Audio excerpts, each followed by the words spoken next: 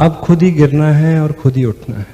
Hello, खुद ही रोना है और खुद ही अपने आप को दिलासा देना है। किसी भी सफर में कामयाबी के लिए वक्त ज्यादा लग सकता है, जो भी लगातार चलेगा वो पहुंच जाएगा। यस। और जो भी लगातार चलेतियां होंगी वो गिरेगा। हेलो।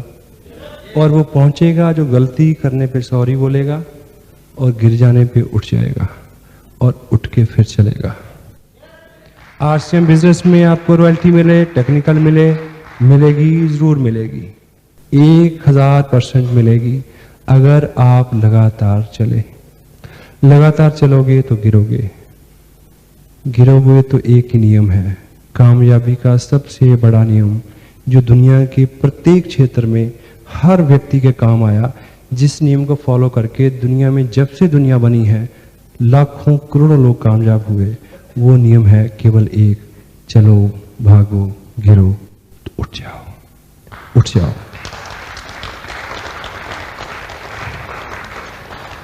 आरसीएम बिजनेस में जो भी मैं आपको बता पाया हूं, किसी भी नियम पे कुछ भी करके आपको कुछ भी करना हो, कुछ भी बनना हो, कतई मुश्किल नहीं है, बिल्कुल मुश्किल नहीं है। धैर्य हो, कर्म में विश्वास हो, लगातार चलते रहें, गिर जाएं तो उठ जाएं, उठ के फिर चलें, फिर गिरें तो फिर उठ जाएं। This is the only principle. Would you follow it? Yes. Last में एक छोटी सी पोएम मैं आपको सुनाऊं। यस। मेरा बचपन बहुत अच्छा तो नहीं था, मगर याद बहुत आता है। मुझे अपने बचपन की कई घटनाएं, कई मंजर, कई लोग याद हैं। उनमें से हैं एक मेरे पापा। मेरे पापा, मैं उनको बहुत पसंद करता था। मेरे पापा मेरे हीरो थे, वही मेरे शक्तिमान थे, वही मेरे स्पाइडरमैन थे, वही मेरे फैंटम थे, वो मेरे हीरो थे। मैं अपने पापा को बहुत पसंद करता था और मेरे पापा मेरे से काफी बड़े थे।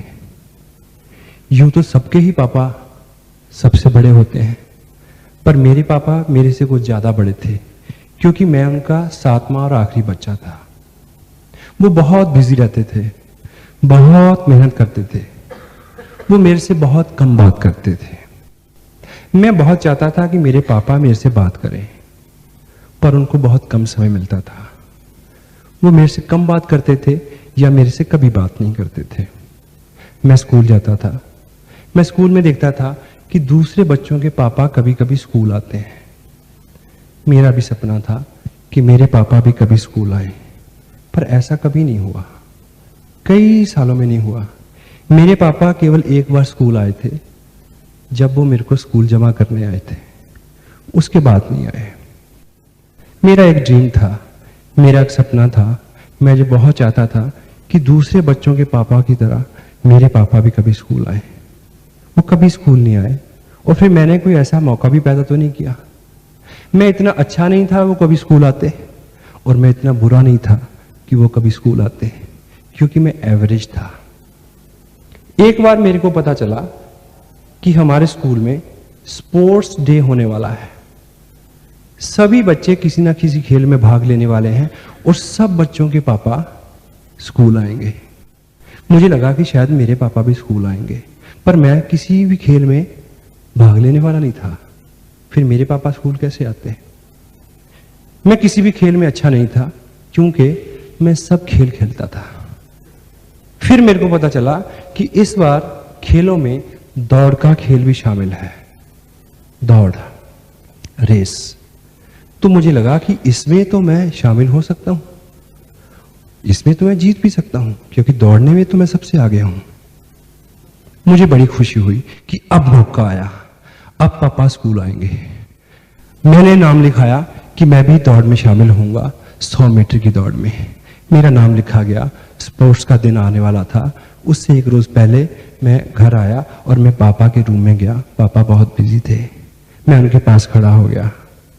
मैंने बोला, पापा कल हमारा स्कूल में स्पोर्ट्स डे है, मैं भी भाग ले रहा हूं। सब बच्चों के पापा स्कूल आने वाले हैं, आप भी स्कूल आओगे। मैं ये कह के चुप हो गया।